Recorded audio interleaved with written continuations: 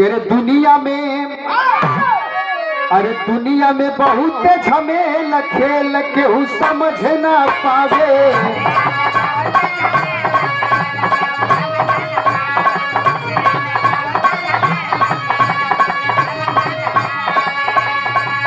अरे समझ ना पावे केहू समझ ना पावे।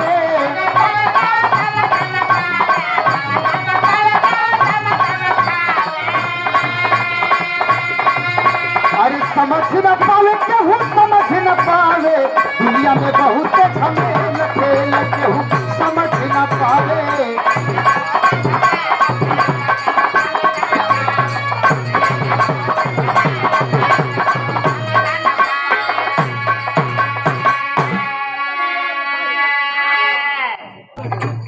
उस समय गंधारी ने कृष्ण को श्राप दिया था कि जिस तरह से तू हमारे कुल और हमारे परिवार का नाश किए हो, कृष्ण उसी तरह से तुम्हारे कुल और तुम्हारे परिवार का नाश होगा। तो कहना है कैसे? अरे द्वापर में घटा ना घटली एक भारी।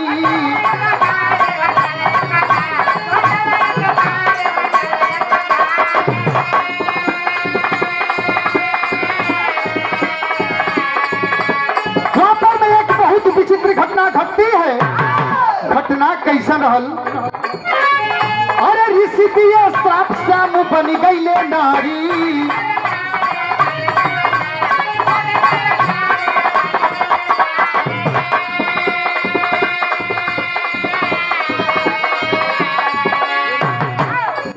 अरे संगी साथी के भैली मेल।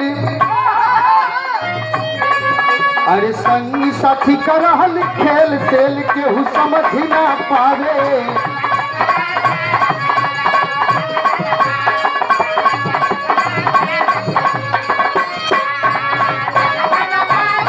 क्या बात है बहुत।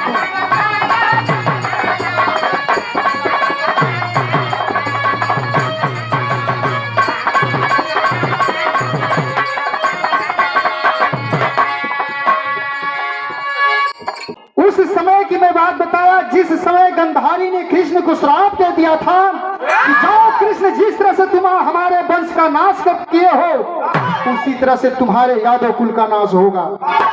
श्राप लगल और प्रमाण मिलता है कि कृष्ण का एक ही लड़का था श्याम, और उसका चरित्र कहने योग्य नहीं था। अरे मुस्तारी से भइल मारा मारी।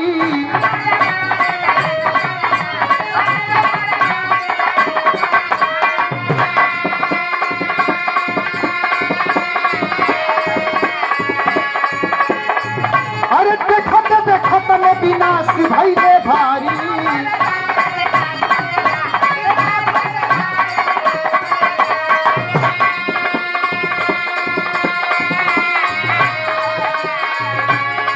विनाश शुरू हो गया, आपस में लोग टकराने लगे, सब कुछ खत्म हो गया। द्वापर के जितने यादव थे आपस में लड़ करके खत्म हो गए। कुछ लोग बचलन, अब बचलन तो भइल का। अरे यादव कुछ बचल अकेले खेल कुछ समझ ना पावे।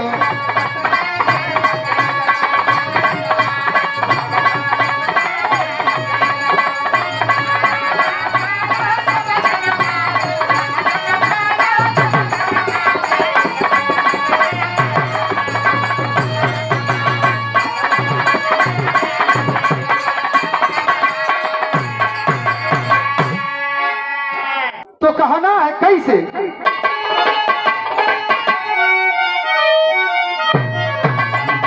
अरे यादव के काशीदास तप कैले भारी।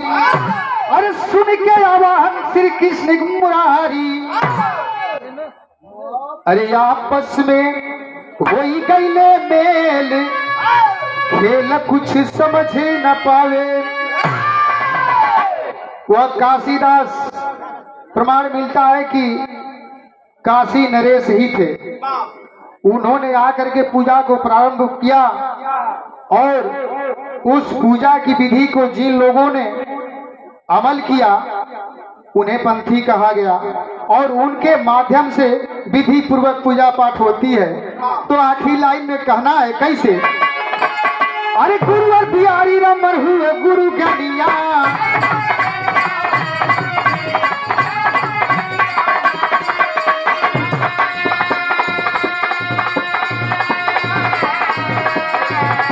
रतत सूरज संजवा ही गए सरनिया,